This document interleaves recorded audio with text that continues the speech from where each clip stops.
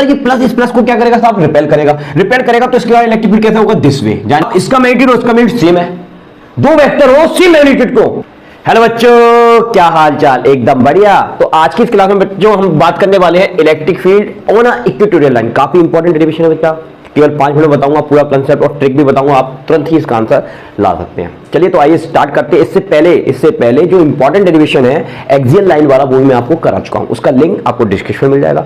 और अगर आप क्लास 12 का कंप्लीट लेक्चर देखना चाहते हैं, सारे लेक्चर आप देखना चाहते हैं सीरियल बाय, तो उनका लिंक भी आपको डिस्क्रिप्शन में मिल जाएगा। साथ ही आपको प्लेलिस्ट भी बना दिया गया आप लोगों के लिए, तो उसका लिंक भी आपको डिस्क्रिप्शन में मिल जाएगा। तो आइए इस इंपॉर्टेंट डेरिवेशन की बात करते हैं, जिसका मतलब एग्जाम के पॉइंट ऑफ व्यू से काफी ज्यादा इंपॉर्टेंट है, बहुत इंपॉर्टेंट है, एग्जाम में बहुत पूछा जाता है। आइए समझते हैं। देखिए बच्चों, यहां पर क्या है अपने पास, यहां पर बेटा एक ए बी एक डाइपोल है जिसके charges minus Q and plus Q है, ठीक है। दोनों चार्जेस के बीच का जो डिस्टेंस है वो 2a है। अगर ये मिड पॉइंट है तो ये डिस्टेंस a होगा, ये डिस्टेंस क्या होगा, a होगा, ठीक है। अगर हम पॉइंट को इस डाइपोल के 90 डिग्री लेते हैं तो ये आपकी इक्वेटोरियल लाइन कहलाती है। तो इक्वेटोरियल लाइन पर एक पॉइंट P हमने कंसीडर किया, जो कि इसके मिड पॉइंट से कितनी डिस्टेंस पर है, r डिस्टेंस पर है।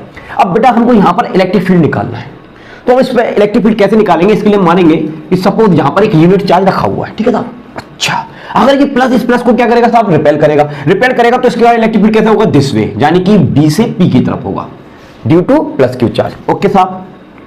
अब ये माइनस इस प्लस को क्या करेगा साहब, अट्रैक्ट करेगा। तो इसके कारण जो इलेक्ट्रिक फील्ड होगा उसका डायरेक्शन क्या होगा, पी टू ए होगा, यानी कि इसकी तरफ आएगा, इधर की तरफ आएगा, तो हम क्या लिखेंगे, ई माइनस क्यू। तो माइनस क्यू कारण कहां होगा, पी से ए की तरफ, और प्लस क्यू कारण कहां होगा, बी से पी की तरफ, ठीक है। अब एक ही पॉइंट पे बेटा दो आपके इलेक्ट्रिक फील्ड है, दो आपके इलेक्ट्रिक फील्ड है, तो आपको तो एक ही इलेक्ट्रिक फील्ड निकालना है, यानी कि रिजल्टेंट निकालना है। तो रिजल्टेंट के लिए आप इसमें पैरेललोग्राम बनाएंगे तो आपको इसका रिजल्टेंट मिलेगा, उसको हम बोलेंगे रिजल्टेंट इलेक्ट्रिक फील्ड। अब इस रिजल्टेंट इलेक्ट्रिक फील्ड की वैल्यू आप कैसे निकालेंगे, ध्यान समझिएगा। देखो बच्चों, ये एंगल बेटा मैंने थीटा मान लिया, तो ये एंगल भी कितना होगा साहब, तुम्हारा थीटा होगा। ये एंगल बेटा मैंने कितना मान लिया, थीटा, तो ये एंगल भी कितना होगा साहब, तुम्हारा थीटा होगा। तो टोटल एंगल कितना हो गया साहब, 2 थीटा हो गया।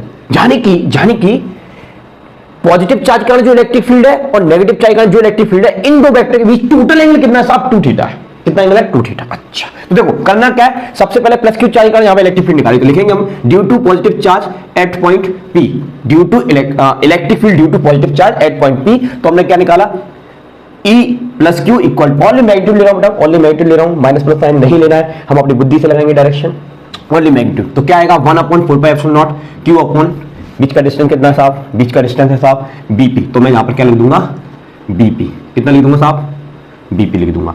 अब ये साहब BP डिस्टेंस हमको पता है, आंसर नहीं पता तो कोई बात नहीं है, कोई बड़ी बात नहीं है। देखो ये परपेंडिकुलर हमने कितना माना है, R, तो बेस कितना A है, और ये आपका राइट एंगल है, तो आप इसमें पाइथागोरस थ्योरम लगाएंगे साहब, तो ये कितना आ जाएगा, r² प्लस का a² आ जाएगा, कोई दिक्कत, ठीक है। तो यानी कि BP का डिस्टेंस कितना हो गया, यस, अंडर में r² प्लस a²। तो आप यहां पर BP की जगह पुट कर देंगे, और स्क्वायर से रूट कैंसिल हो जाता है साहब, तो कितना बचेगा, ये बचेगा, ठीक है, ठीक है। तो ये प्लस क्यू चार्ज का इलेक्ट्रिक फील्ड आ गया एट पॉइंट P, और किस डायरेक्शन में आया, B से P की तरफ, ठीक है साहब, ठीक है। अब similarly electric field due to minus q charge at point P, तो देखो, तो अरे भाई साहब, अब ये माइनस क्यू क्या कर रहा है, इसको अपनी तरफ अट्रैक्ट कर रहा है, अपनी तरफ अट्रैक्ट कर रहा है। तो देखो ये वाली लेंथ और ये वाली लेंथ तो सेम ही होगी भाई, तो यानी कि ये आपका r² a² है, तो ये वाला लेंथ भी सेम हुआ, क्योंकि वही परपेंडिकुलर है, वही आपका बेस है। तो मैंने डायरेक्ट लिख दिया, क्या लिख दिया, due to minus q charge का इलेक्ट्रिक फील्ड क्या लिख दिया, 1/4πε0 Q अपॉन r², लेकिन रूट से वो कैंसिल हो जाता। अच्छा, तो अब देखिए, तो एक electric field plus Q charge के कारण आया, एक electric field minus q charge के कारण आया। अब हमको क्या निकालना है, यहां पर नेट इलेक्ट्रिक फील्ड निकालना है। क्या निकालना है, नेट। अब नेट निकालने के लिए या तो आप कंपोनेंट मेथड लगाओ, या मैं आपको सीधा क्लास 11th का पैरेललोग्राम वाला मेथड बताता हूं, उससे तुरंत ही एक चुटकी में आंसर आएगा। कैसे आएगा, देख बात को समझ। अब यहां पर तेरे पास क्या है, दो वेक्टर है, एक वेक्टर ये है और एक वेक्टर ये है, और जब दो वेक्टर हो और सेम मैग्नीट्यूड को, साहब इसका मैग्नीट्यूड और उसका मैग्नीट्यूड सेम है, दो वेक्टर हो सेम मैग्नीट्यूड को, तो और उनके बीच एंगल थीटा हो, कितना एंगल हो, थीटा हो, तो उसका फॉर्मूला क्या होता है रिजल्टेंट का। तो पहले इसको पॉज करिए, नोट करिए, पॉज करिए, नोट कर लिया, मैं इसको रब करता हूं, ठीक है। Hence resultant electric field at point P is, कहां निकाला है साहब, कहां निकाला है, यहां पर निकाला है पॉइंट P पर। देख तो फॉर्मूला क्या है, 2, और अगर दोनों की मैग्नीट्यूड सेम है तो कोई भी एक मैग्नीट्यूड ले लीजिए, E ले लिया मैंने, ठीक है, E ले लिया। अच्छा, और फिर क्या होता है, cos थीटा होता है, क्या होता है, cos। अब सुन मेरी बात ध्यान से, अगर इन दोनों वेक्टर के बीच एंगल 2 थीटा है तो यहां पर आएगा साहब थीटा, और अगर इन दोनों के बीच एंगल थीटा होता तो यहां पर क्या आता, θ/2। कितना आता है, θ/2। ठीक है, तो बस हो गया आपका काम, बस यही आंसर है। आप कुछ नहीं है, इसमें वैल्यू रख देंगे हम लोग। अब देखो आपका ई तो अपन को पता ही है कितना है, 1/4πε0 Q/r² प्लस a², ये आपका ई है। क्या हमको cos थीटा पता है, cos थीटा पता लगाना कोई बड़ी बात नहीं है। देखो यहाँ पर इस ट्रायंगल में हम cos थीटा लगा देते हैं। देखो cos थीटा क्या होगा, cos थीटा का मतलब क्या होता है, cos थीटा का मतलब होता है b/h। तो b कितना है तुम्हारा a और h कितना है तुम्हारा, yes very good, r² a²। ठीक है, अच्छा साहब, तो ये तुम्हारा ऊपर क्या आ गया, तुम्हारा ऊपर आ गया 2a × q और नीचे क्या आ गया 4πε0 और देखो ये r² प्लस का a²। इसका मतलब क्या होता है साहब, इसका मतलब होता है r² प्लस a² की पावर 1/2, यही होता है ना। अच्छा तो देखो सेम हो कोएफिशिएंट सम ऑफ डिग्री, अगर इसकी पावर 1 है इसकी पावर 1/2 है और कोएफिशिएंट सेम है तो पावर आपस में क्या हो जाती है, ऐड हो जाती है। तो मैं डायरेक्ट लिख रहा हूँ बेटा, तो डायरेक्ट लिखेंगे तो कितना आएगा 3/2 आ जाएगा। अब साहब आप इसको पहचानते हो, किसको पहचानते हो, इसको।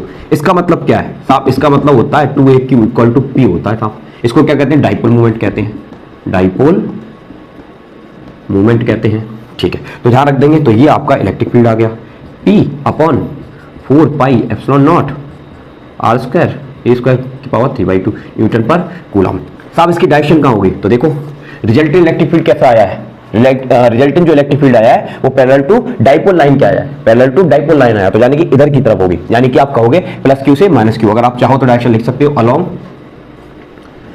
BA vector. क्लियर है साहब। अच्छा तो ये आपका बड़े डाइपोल के कारण किसी लोकेशन पर इलेक्ट्रिक फील्ड निकालने का फॉर्मूला आ गया। अगर हमसे पूछ लिया जाए एग्जाम में कि फॉर स्मॉल डाइपोल के लिए क्या इलेक्ट्रिक फील्ड होगा, अच्छा इक्वेटोरियल लाइन में तो देखिए उसके लिए कुछ नहीं करना है आपको। इफ ये जो r है, अगर इस r की value much greater than small a, बहुत बड़ी है किससे, a से, तो आपको कुछ नहीं करना, a² को क्या कर देना है, नेगलेक्ट कर देना है। क्या कर देना है, नेगलेक्टेड कर देना। अच्छा अगर आप a² को नेगलेक्ट कर दोगे अपने फॉर्मूले में तो आपका फॉर्मूला क्या बनेगा साहब, तो आपका फॉर्मूला बनेगा P/4πε0 और जहां पर क्या है सर, देखो a² तो हट ही गया, r² की पावर 3/2, 2 से 2 कैंसिल हो गया, तो यानी कि आपका फॉर्मूला आ गया P/4πε0 r³। This is our answer newton per coulomb. तो ये किसके लिए निकाला साहब, हमने छोटे डाइपोल के लिए निकाला। ये किसके लिए निकाला साहब, बड़े डाइपोल के लिए निकाला। कोई खास बात, तो बेटा ट्रिक क्या याद रखनी है यहाँ पर कि अगर आपको सेम मैग्नीट्यूड के दो वेक्टर हैं, उनके बीच अगर 2θ एंगल है तो यहाँ पर cos θ आएगा और θ एंगल तो क्या आ जाएगा, θ/2 आ जाएगा। तो बस इतना याद रखिए, तुरंत आप आंसर लेकर आ सकते हो इसका रिजल्टेंट इलेक्ट्रिक फील्ड। अच्छा एक और चीज बता देते हैं, लगे हाथ, ये आपका कांस्टेंट है, तो आप यानी कि आपका जो इलेक्ट्रिक फील्ड होगा वो डिस्टेंस के q के इनवर्सली प्रोपोर्शनेट होगा। यानी कि पॉइंट चार्ज के कंपैरिजन में डाइपोल के कारण चाहे आपकी एक्सियल पोजीशन हो चाहे आपकी इक्वेटोरियल पोजीशन हो, जो इलेक्ट्रिक फील्ड होगा वो काफी जल्दी क्या होता है, डिप्लीट होता है, काफी जल्दी कम होता चला जाता है। ठीक है, तो बच्चों ये डेरिवेशन आपकी कंप्लीट हो चुकी है। काफी इंपॉर्टेंट क्वेश्चन था, इसको अच्छे से रिवाइज कर लेना। और पिछली वाली वीडियो में बना चुका हूं, अगर आपने वो इंपॉर्टेंट डेरिवेशन नहीं देखा तो उसको जाकर जरूर देख लीजिएगा। और इसी तरह के इंपॉर्टेंट क्वेश्चन चाहते हैं, क्लासेस चाहते हैं, तो चैनल को सब्सक्राइब और कमेंट करके जरूर बताइएगा। और वीडियो को लाइक करके जितने भी बच्चे हैं जो फीस अफोर्ड नहीं कर सकते हैं, यूट्यूब के माध्यम से फ्री में पढ़ना चाहते हैं, तो वो इस चैनल को जरूर फॉलो करें। चलिए मिलते हैं नेक्स्ट वीडियो के साथ। अभी के लिए जय हिंद, जय भारत, थैंक यू।